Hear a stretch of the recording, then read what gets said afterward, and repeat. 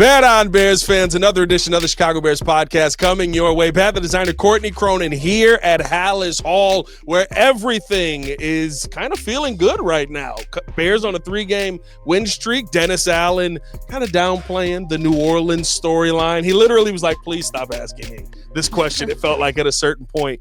But a very exciting game coming up here, Courtney, and we have to talk about what's going to be the impact carryover from a Washington game to a game that I don't think you can say is even if you call it a trap game, this feels like a game you need to take incredibly seriously because the New Orleans Saints are a well-coached team that maybe just doesn't have enough talent. Everybody has said this week they're a team that is not indicative of their record, and I know that is the biggest cliche in football, but honestly, a 1-5 team that was right there with it with the Buffalo Bills a couple of weeks ago. They're right there with it with the Patriots this past weekend. Yeah. They're not a cakewalk, and I don't think that the Bears are in any position. No. They know that to not take an opponent seriously. So we'll see. But a 4-game win streak is on the horizon. Last time at 18. 18. There's a lot of stats that kind of just go back to 2018 where you just go, when did that happen? 2018. Yeah. I think 5. Did we get 5 that year?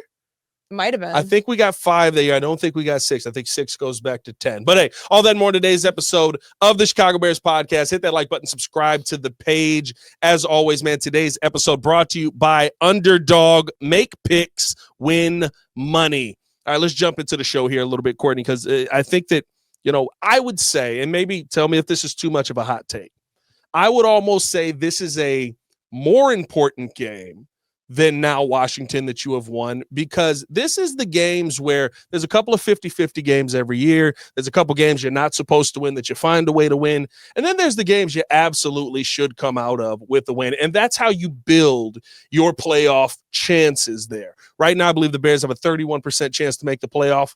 Of course, a loss hurts that, but this feels like not only can we beat the teams that there's all this storyline and we have every reason we need to be hyped for this game and go in there and win, we can still beat the teams that we need to beat when we get the job. I mean, they're all important. I don't know 100%. That you look at this and say, like, this one is so much more important than the Commanders, but it does build towards something. Like, can you sustain success? Because we don't know if this team can. Yeah. They were 4-2 last year, and it just showed you what happened after that was fraudulent. Yeah. That was an inflated record that was not indicative of what this team was, which was a bad football team. They want to prove that if you get to a place, they're 3-2 right now. If you get to 4-2, that you're a legit 4-2, a team that has proven something coming off of an 0-2 start. They'd be the second team in franchise history to start 0-2 and then win 4 straight. Yeah. I think how Ben Johnson described it earlier in the week is the way that this team needs to kind of latch onto. They're not playing their best football. No. A lot of penalties still, a lot of things that they have to clean up. But if you can win this way, what is it going to look like when you are a good football team? A team that is putting strong, clean drives together, that doesn't shoot itself in the foot with all these pre-snap penalties. It doesn't wipe a touchdown off the board with an illegal formation. Like all of those things, if you can start doing that, then people will be like, oh, could this be a team that backs its way into the playoffs? Because I don't think that there's any need to have any of that conversation right now. It's premature, but you start stacking up these wins in the midst of a stretch where you may or may not see Lamar Jackson next week. I know John Harbaugh said that he will be playing, but who knows how that hamstring is going to feel. They're also 1-5. So if you beat the Saints, if you end up going to Baltimore and taking care of business there, if you take care of business against the Cincinnati Bengals, we're talking about a team that knows then at that point, hey, it's working. And what you're doing is stacking wins on top of wins and putting yourself in position to when that in the hunt graphic comes out early November, they could legitimately be in it now and not like that San Francisco thing where it was like, oh my God, what were they? Like they were in the midst of a 4-5, weren't we? Didn't we drop to 4-5 by that point? 4-6. I remember somewhere in there. In the hunt, like the last bottom one. Like, why are we doing this? Like, I just keep thinking about that of like what that could mean a month or two from now, where it's like that's a real record. That's not just an inflated thing of they really have no shot here down the stretch, but it matters now because you're still trying to figure out your identity. I think it's taken them about a month and a half to figure that, like at least bits and pieces of it out. And you're starting to see things come alive. So if you can continue to build on that against a team that they're more on the level playing field with the Bears than I think the Commanders were. Commanders were a much better football team, or so you thought. do it against an opponent like this, and I think that you have a different conversation around this team and its record going into week 8. Yeah, and I think the thing with the 4-2 now, right? I know we were 4-2 last season. The conversation of it being fraudulent. What's true? Who did we beat? We beat Jacksonville. We beat Tennessee, and Carolina. A miracle hail, like I don't know what you call that, fail flip pass from. Why am I blanking on the quarterback's name that played? That threw the interception to Tyreek Stevenson. He's been benched. That's why. Will Levis. We're 2 quarterbacks away from that now. As Tyreek Stevenson streaking down for the game-winning interception there. Like, there were all of these things where you went, listen, like, they're 4-2, but you got to beat some of these good teams. And I mean, they did beat the Rams in there, 4-2. but it was a different, like, it was just a different feel of what 4-2 was a year ago. And I think, considering most of this roster was part of that, to be 4-2 coming off this week, to then be like, all right, well, we did these things right. Like, this is real. This is solid foundation. Yeah. That's important for the growth of this football team and what it wants to do in the next, there's 13 straight games right now that they have to play. They just checked off one of them. So they've got 12 more coming off the bye. Like, they've shown that they can beat a team coming off the bye. That was not a given their history of what happened since 2013 in the post-Lovey era. They'd won twice. Like, so showing you the mistakes that you identify are the mistakes that you can correct. Now, can you continue to do that at a high level and feel like those are things that you can carry over week to week? So, like, I look at this game and I say, DeAndre Swift, 10.9 yards from scrimmage last week. That's the highest of any player at any point this season. You're going against a team that has given up the 4th most touchdowns from scrimmage, 18. Yeah. Can you do it again? Like, there's such prime opportunity that sets itself up here.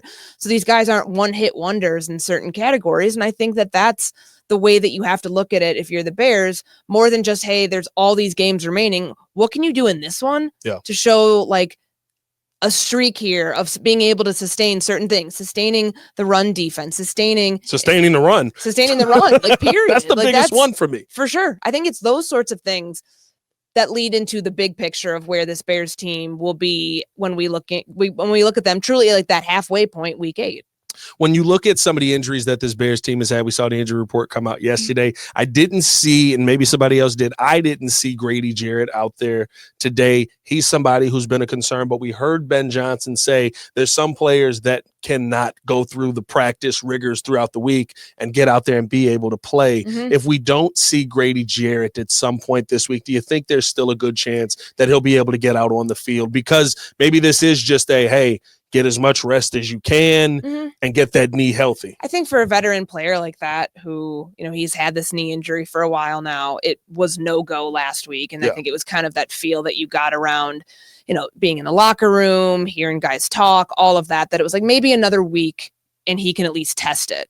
But I think he could fall in that category. Certainly Jonah Jackson would fall in that category. He doesn't speak to the media unless he's healthy. That's just like a context clue here that I thought yesterday people see him pop up. Hey, he just talked. What happened? Yeah. Like, I think that's one where this is just a practice precautionary, like, they're not, I don't know why they're not calling. We saw last week, right? Like, everyone was DNP and then the next day everyone was limited and half full. You know what I mean? Like, it was the amount of focus that gets put on the estimation day. Like, I get it. It is an estimation, but we've seen guys come back off of that list pretty quick. Yeah. And I think that would be, obviously getting Grady Jarrett back, you have Alvin Kamara, like there's, they want to continue with their success that they had against the run and what they did to Ja'Cory Krosky-Merritt and honestly what he kind of did to himself fumbling the ball away in the weather conditions. But, there's a lot to build on up front, I think, with the defensive line and what they did last week that would be boosted if they got Grady Jarrett back. Is it make or break against this opponent?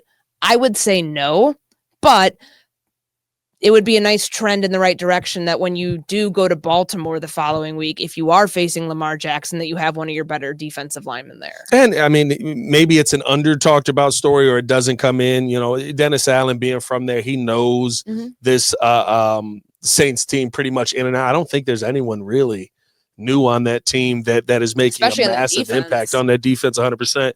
But I think the fact that if you can get Grady Jarrett back, the boost that it gives you from him being in Atlanta, playing the Saints twice a year, knowing the tendencies of Alvin Kamara overall this time, I think that just adds to kind of an understanding that you have defensively on a defense that seems like they're starting to figure some things out here, Courtney. The takeaways have been there, which have been the reason where I'm kind of confused, but I think we have to call them a good defense because we haven't seen the pressures, you know what I mean? But I think when you also look at the fact that last week, maybe you didn't get to Jaden Daniels, but you got a forced fumble out of Montez Sweat, rallied to the ball. You got a takeaway yet again from Jaquan Brisker, and that was a little bit of pressure on that play as well. Like, you're starting to get near the quarterback. You got to finish those off, but you're still turning those into tough plays. Yeah, and this is going to be another one of those tests where, like, in this stretch from weeks 6 to 8, you've got Jaden Daniels, who he got his, and he scrambled, there were a couple runs in there, but like 10 rushing attempts for him for about 55 yards. Yeah. I thought that was a pretty fair number for the Bears to walk away feeling good about what they were able to do. And a lot of those are runs where, it's a wide angle because he's coming out of the pocket, and it wasn't like he killed you with any of those. So you feel good about that. Now you've got Spencer Rattler, and then you potentially have Lamar Jackson. This is a good stretch for them to be able to, play the contain game with these mobile quarterbacks because they see them so frequently now. It's not just kind of like the one-off, and then you have, traditional. You got a couple of weeks to relax. Yeah, you don't get that anymore. In this stretch. So if they can continue what they did last week, which obviously started with the run defense, but even with the pass rush, you got a little bit of pass rush. It wasn't a lot. It wasn't great. But being around the quarterback, I know that sack numbers aren't everything, but the QB pressures, the QB hits, being able to disrupt, his process of being able to step up in the pocket. Maybe it forces the guy out to have to make a run. It breaks the play down, though. So I think that they feel a lot better knowing health is on their side. It was good for them to get TJ Edwards back, good for them to get Kyler Gordon back, and then to start to see these pieces come together where maybe there will be a multiple sack game. Maybe there will be a chance against, whether it's the Saints, whether it's the Ravens, whatever, the next couple of weeks for them to start stacking those things together to where the pass rush feels like it's hitting its stride, because it's not there yet. But I do think that Monday was an encouraging sign that it is coming. Yeah, they've changed with it around the bye, and who knows if Austin Booker can be added into the mix this week, because he was not activated off IR last week. Hopefully we see. I mean, listen, I think it's a help for your special teams, which. Special teams wins the game, so it's kind of an under-talked about point, but there was a lot of return yards for the Washington Commanders in the kickoff and in the punt game. It got to the point where it was like, all right, they keep starting at the 40. Like, don't give Jaden Daniels these opportunities. I think having Travis Homer back is going to really help with that, especially him being with Roshan, who's proven himself to be a solid special teams player. They're a pretty good special teams player, if we're being honest. So, most consistent role on the team, 100%. Seeing a little bit on offense. He got a carry. He got a little carry. We're working our way back in. It's coming. But I think right now, like the conversation around your pass rush, getting Austin Booker back involved in that, just an opportunity to see, okay, yes, you led the team in sacks in preseason. What do you look like versus true NFL competition? Because he got to play some last year. We can't sit here and act like he never played. And you never saw him really get himself going like he did, even in last year's preseason, this year's preseason, consistently enough. And it's because the opportunities are far and few between, maybe. But they're going to be far and few between on Sunday if he does get an opportunity to go. And if you can add anything to that pass rush, that's how you start to build your name. Yeah, and I mean, who knows if he's able to play, how much of a pitch count he's on. He's been full in practice. They just, like, both him and Travis Homer were full all 3 days last week that they were out there. And then they're ruled out on Monday. Like, they were, I think they were listed both as questionable going in. Then it was at the official designation. This would be a good time to get him back, to get him worked into a rotation, because I think what we saw from Dennis Allen, the creativity that came through out of the bye, like he's kicking Dio Odengbo inside on third downs from time to time. Does that then open up an opportunity for Booker to get on the edge? Like, we're seeing what this pass rush, at least now that they're moving guys around a little bit more, how that's taking shape and how it looks like it's improving and it's getting better. For Booker to be able to get himself in the mix, I think it's a solid opportunity for somebody to then maybe get those snaps over a Dominique Robinson, get those snaps over some of the backup edge rushers that you have. And, he's the he's a 5th round pick. So and I think there's a chance now for him, like draft stuff aside. I just think about that. I'm like, you're a young player who has a chance now to cement yourself in a defense that is a new coordinator. I know we're still in the early part of the season, but you haven't had that shot to make any impressions on this coaching staff outside of what you did in the preseason. You get to do it in a real game against an opponent that feels much more manageable than, going in there versus Washington, possibly versus the Ravens this upcoming week. I think it would be a good way to get your feet wet. 100%. I'm hopeful. I was a big Austin Booker guy. I think it's going to be tough. You have to show so much when you don't fit a defensive coordinator's ideal mindset of a player. And it has to be, when I put you on this field, go make a play. I hope that he gets enough of the opportunity to be able to go out there and prove that he is or he isn't what we saw in the preseason. But the realistic situation is, in the NFL, if I've got my system, I've got Dominique Robinson, I've got Montez Sweat, I've got Dio Adangbo, I've got guys who already fit that role.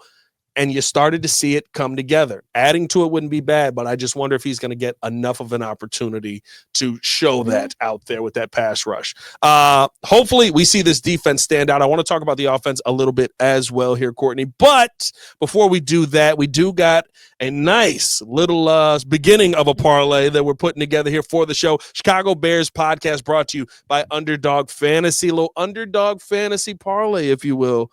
Courtney, Yurko yesterday said a Rome Odunze anytime touchdown. We talked about this a little bit before the show. Alvin Kamara is a name that you're going with. What are your thoughts on Alvin Kamara and what's going to happen in this game? I think his total right now, rushing and receiving yards, 71.5. 71.5. I will go lower than that. I think that just given the way that you saw them contain a running back who had hit a career high a couple games into his career the week before in Krosky Merritt, and then make him an afterthought, honestly. And yes, he did do some of that on his own with the fumbles, but I like what this run defense showed. And I think it doesn't show you like rushing, and it's rushing and receiving. So rushing and receiving together. Think about he might get like 40 of those would be from the ground, the other whatever would be, off of screens and all that. I'm just saying it's under, because I think if you can take away the run game, or at least limit them the way that you did, and then on top of that, you're forcing the quarterback to maybe have to be part of that. If you can contain him there, I think that it's a good number to be at, and I will take the lower end of that. Yeah, I think it's what we saw, adding back in TJ Edwards, adding back in Kyler Gordon, having Kyler Gordon near the line. Playing up so much near line of scrimmage. Yeah, it's huge. It created, Jaquan Brisker had a wide open opportunity to take out Jaden Daniels. You just got to get him to the ground. But it is like, I see Kyler over here. Oh, snap. Here comes this pressure over here. I think that the Bears now, Dennis Allen has an opportunity to dial up some good things with this defense being just about fully healthy to this point. Make sure that you guys download the app today and sign up with the promo code CBP to score $100 in bonus funds or bonus entries when you play your first $5. That's promo code CBP. Underdog, make picks, win money. EO, cue the disclaimer. Must be 18 years or older, 19 or older in Alabama and Nebraska, 19 or older in Colorado for some games, 21 or over in Arizona, Massachusetts, and Virginia, and present in a state where Underdog Fantasy operates. Terms apply. See assets.underdogfantasy.com/web/play and get terms _DFS_.html for details. Offer not valid in Maryland, Michigan, New Jersey, New York, Ohio, and Pennsylvania. Concerned with your play? Call 1-800-GAMBLER or visit www.ncpgambling.org. In New York, call the 24/7 Hope line at 1-877-8-HOPE-NY or text HOPE-NY 467-369. Back in here on the Chicago Bears podcast. Appreciate you guys for tuning in to the show and love. Hit the like button, subscribe to the page. Leave a 5-star review. Y'all know what to do. Today's episode also brought to you by the Advantage Auto Dealer Group. Find your next Chevy, Toyota, or Acura and drive off in under 60 minutes, and they'll make your first car payment. Also brought to you by the Hard Rock Casino in Northern Indiana. Las Vegas style gaming, just 30 minutes from Soldier Field. Exit 6 I-80 94. All right, Courtney, we talked about this defense a ton. Got to hear from Dennis Allen today. Got to hear from Declan Doyle as well. And you saw an offensive line that looked incredibly comfortable for most of the day. Couple of miscues there. The Drew Dahlman high snap that I get the conditions, hit Caleb in both hands. If he was a receiver, we'd say, you got to catch that. Caleb, you got to catch that. Sure. But I thought you saw an offense by the end of that game that was comfortable, that was moving the ball down the field. Dare I say, maybe even in the third quarter, we were starting to see that with the touchdown that was called back. What do you want to see from this offense continue growing? Understanding the situation, I think, is important because like Caleb sliding to stay in bounds, like them deciding that they were just going to lean on DeAndre Swift late in the fourth quarter after they got the ball back off the fumble. Like these offense's situational awareness is good right now. Yeah. So I'd like to see more of that. One thing that Caleb brought up yesterday, kind of volunteered the information that he's struggling to hit guys when he's open. When he's on the run, right, and he sees guys are open. There was the one to Luther Burden at the end of the second quarter where he took that hit. Caleb took the hit unnecessarily. He should have either thrown the ball away, run out of bounds, whatever. But he said if I would have just given him a shot there, he would have felt better about the outcome of that. There was one when they were going the same direction in the third quarter. He rolls out to his right. I forget who the receiver was, but he missed him there too. I want to see that version, like the guy who we came to know. I mean, we know him for all the off schedule stuff, and especially in the 2-minute drill. I want to see those things happen for him, and like keeping my eye on what is he doing to fix that. Is it just a timing thing? Is it footwork? Is it giving your guys a chance that you're not seeing something yet? Because that's a big part of his game. Yeah. That creates the explosives that might not have been there otherwise. And like, what did he call it? Like a 2-for-1. It turns like a play into potentially 2 plays because of the yardage you can pick up in those situations. So I'd say that those are probably the 2 things outside of the obvious. My third one, keep the run game going. Yes. This team is 17th against the run right now. So there will be an opportunity for DeAndre Swift to continue to pick up some of those, get his average where it was last week, which was, going into the second half was around 6 yards a carry. That was really good to see. That was doubling what he had going into week 6. So other running backs, though, getting involved in the offense. I thought it was really good to see Kyle Monangai in the split early on, where there'd be some times where Monangai would get 2, 3, 4 plays in a row to show what he could do. I'd like to see that same sort of mix happen. And if Homer ends up getting activated, does he have a role in this run game? Like that one is, I mean, they found a way for Roschon Johnson to get on the field and move the pile. Do you have that somewhere else that maybe you've been waiting on an opportunity to show? Like that's something I think would be a very, it'd be advantageous for the Bears offense to find that. Well, listen, before the big game from Swifty, I wondered if you might be in a situation where Travis Homer is coming back to take a good chunk of the snaps away from one of these 2 guys here. I love that my husband's so handy. He leaves more money for the important stuff. Gosh darn it, Steve. Oh, don't be like Steve. Call Avondale Roofing. DIY is for Pinterest, not your roof. What I do love is the point you brought out, though, in the run game.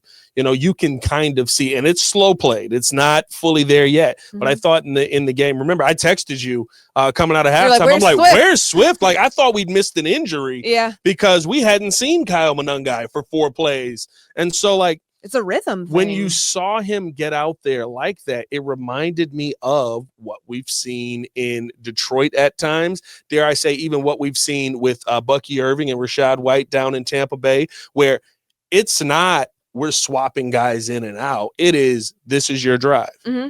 He needs a breather. You're going all the way down the field. And with Tampa Bay, they let Rachaad White and Bucky Irving essentially switch who's getting the full reps on that. So I wonder if that's something that they're trying to trend for. The exciting part about it, though, was that was not a Commanders defense that was 29th in the run. Like, that was a Commanders defense that was handling the run pretty well.